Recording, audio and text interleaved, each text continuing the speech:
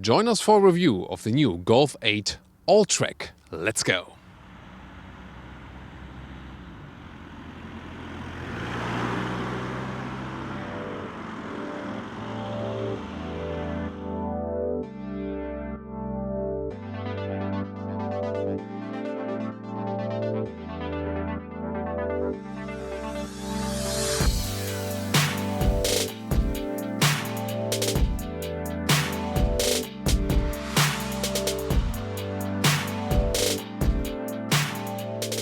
In the front here, the new Golf 8 generation, new headlamp design, LED standard, optional matrix LED, 2x22 LED, and then the daytime running light above that here, and also here in the middle part, this connecting part. This is really cool, fancy design. And in the lower area here, you have the honeycomb structure, but also then the fog lamps. And of course, here we have activated them. You're only supposed to have them activated while driving, of course, when it's really foggy. So almost a GTI design in the lower part, really strong, gray contrasts, and yeah, it's sporty and off-roadish at the same time, so to speak. The length is 4.63 meters, 15'2", or 182 inches, and that's 14 inches or 35 centimeters difference variant to the hatch. So that's what the Estate is longer. So here the new Golf 8 Estate, of course, also available as the non-Alltrack version. Special for the Alltrack is then this crossover cladding right here, and the Alltrack badge comes either with 17-inch wheels or the optional 18-inch wheels we have here today. Then silver mirror caps, once again this moonstone color, and the Golf 8 shows the dropping line at the height of the door handles. It's always a very nice integration. With the base suspension, it's 20 millimeters higher than the normal Golf suspension, and if you go for the option DCC, dynamic chassis control, that's the adaptive suspension, then again it's a little bit lower again, because DCC always lowers the car just a little bit. However, if you then compare Alltrack DCC to a normal Golf variant DCC, it's still higher and optimized for soft off-roading. In the rear, the Golf 8 gets these new tail lamps here, very three-dimensional, beautiful design, and hatch and Estate don't look that different here in the rear. New big Golf lettering. The Alltrack then with this contrast in the lower part again for this crossover style, and this definitely a fake exhaust graphic, I would say so. Would you as well? The exhaust underneath, but overall I think the Alltrack styling is really interesting. 4Motion badge here too, because this always comes with all-wheel drive. Since it's a front wheel based platform, it's a front plus rear on demand.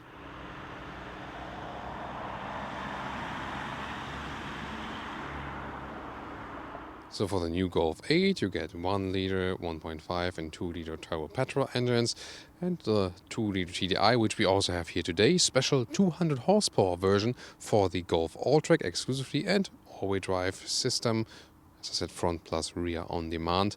So this should give us decent power. So in Germany it will only come in with the 200 horsepower diesel. Other markets will also receive a petrol engine and also with all-wheel drive for the Alltrack, presumably 2 liter TSI then.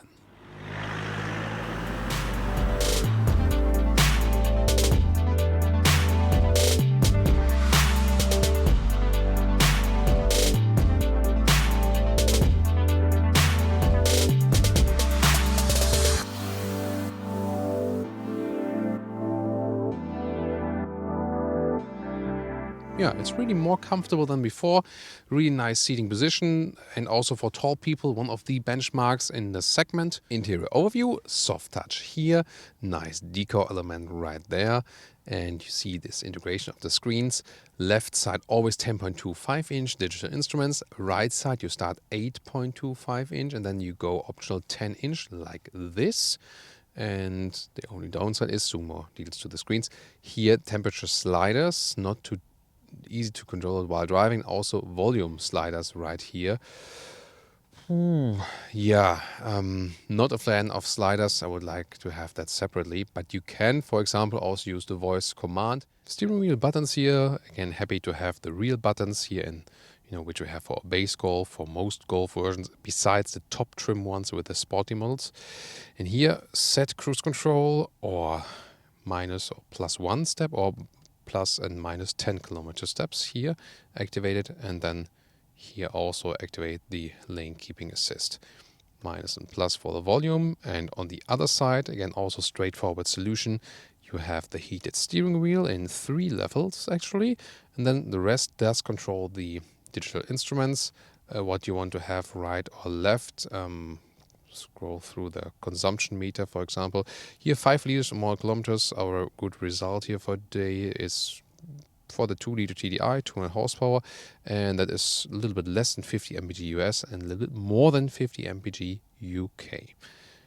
Considering it's an all-wheel drive, it's actually okay.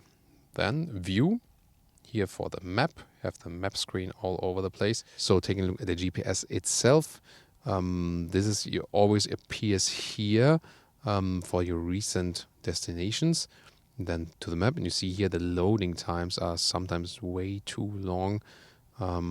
Today it was actually quite okay, but we already had worse results. But I think since it's a new version, the previous GPS versions were faster and better and easier to control actually. But today it's actually quite okay. Way more legroom than in the hatch. And remember again, this is the same legroom for the Seat Leon, both hatch and for the Estate, because Leon always uses the long wheelbase now, and also the Skoda Octavia, both for the hatch, sedan or the Estate, also this wheelbase. And there you can see they all score somewhat the same. A lot of legroom here also with 1.6 or 6.1 and also sufficient headroom. Just the Golf hatch and the Audi A3 hatch, and sedan, they have the shorter legroom here because of the shorter wheelbase. So this is definitely a big gain for the Golf Estate. 610 to 1640 liters. The capacity open in like this and really good square dimensions. Easy pressing here of the cover, rail at the side, clean solution. Then you fold the seats right here. Also very clean and good solution like this.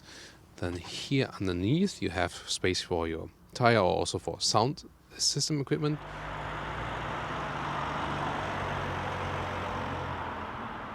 So we do have the DCC here. Still you feel that the car is put a little bit higher. Good steering feeling, so precise input from that steering. Really good, no dead zone area. Very progressive, don't have to steer that much. So you feel that it's a little bit less sporty than the normal Golf. So this one being the one with the longer wheelbase, the Estate in comparison to the hatch.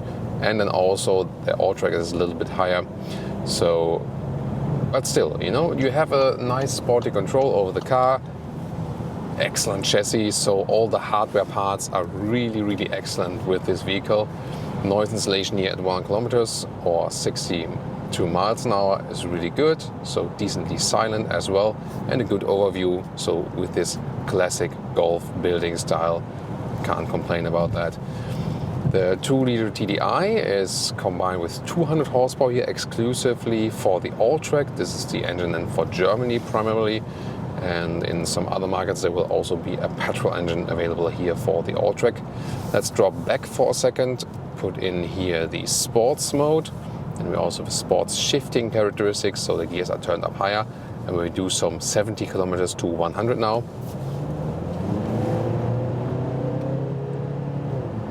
Plop, that's it, 100. So you see, it takes a second that the torque from that diesel sets in, but then we're all the way there. And it's really good performance also from this TDI engine. Blind spot monitor is inbuilt in the side mirrors, so when that Tiguan here comes closer to us, there we go, there's the blind spot monitor. When I hit in the turning indicator, then it also flashes. So that's also very well done. As for the assistance systems, adaptive cruise control here, easy control, plus or minus, but now again traffic sign recognition, increasing the speed to 100 kilometers. So here, minus and plus, you put 10 kilometer steps, plus or minus, and set and resume. This is then for 1 kilometer steps, and so easy this control with the base steering wheel.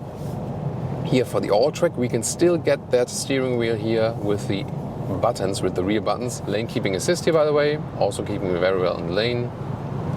No problem about that. Of course, you have to keep your hands on the steering wheel all the time. And that after a while the car is also complaining that I'm not doing that. The seating for the new Golf generation has been improved, more ergonomics, and also a lot of great fabric styles. There are no animal skin seats anymore available for the Golf. That's a huge step for more, animal friendliness and sustainability. So we can only congratulate them on that. Here and again on the motorway, sports mode 50 to 100 kilometers.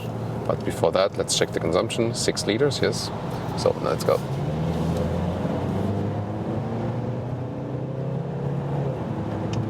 Here we go. That's again. So again, this torque from the diesel is really, really good. But it's actually also reasonably silent in here. So we don't have any big road noise, not so much engine noise. You don't hear or feel this typical so-called diesel nailing. Hardware-wise, I can just stress again, wow. I mean, Golf is still one of the benchmark cars here in this segment because so silent, so sovereign on the road.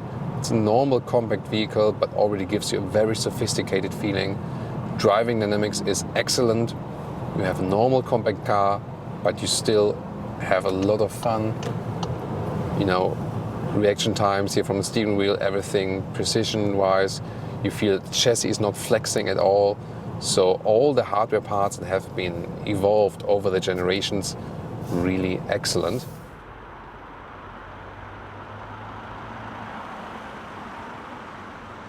And now to our conclusion for today with the new VW Golf 8 Alltrack. No doubt the Alltrack version is one of the most desirable Golf versions. For me especially, because here you can still get the standard steering wheel, although you have a special version. Standard steering wheel here with the separate buttons. The exterior styling here, special, of course, with this moonstone color today. But also in the crossover cladding, I think it fits the car very well. Good driving comfort, hardware-wise, everything's superb. Really the benchmark in the segment. Agile driving, comfortable driving at the very same time. With the little bit higher suspension, both if you go for normal suspension, but still also with the DCC, it drives a little bit more crossover-like, and that's actually quite relaxing to drive. So really very well done. The infotainment system is not the best. We know that. Meanwhile, a little bit better than the initial reviews we had with the Golf, so they're updating it bit by bit, but still not the best one. This is one of the weaknesses of the car, and also the user interface here with the sliders and so on, not ideal if you compare it to the previous generation. But overall, still a very, very usable car. Also in the rear now with the lengthened wheelbase, also one of the best things for the new estate. So you get along with that very well, also with tall adults in the rear end. Really optimal trunk, I would say, because it's so square dimensions, so long, and you can use all the space they have. So in the compact segment here, no doubt one of the best estates there is. What do you think about the new Golf Alltrack? Would that be your desirable compact estate? Leave us your comments in our section, and also tune in next time or to one of the other Golf reviews, or the Seat Leon and the Skoda Octavia or the Audi A3. We also have reviews of that. See you there.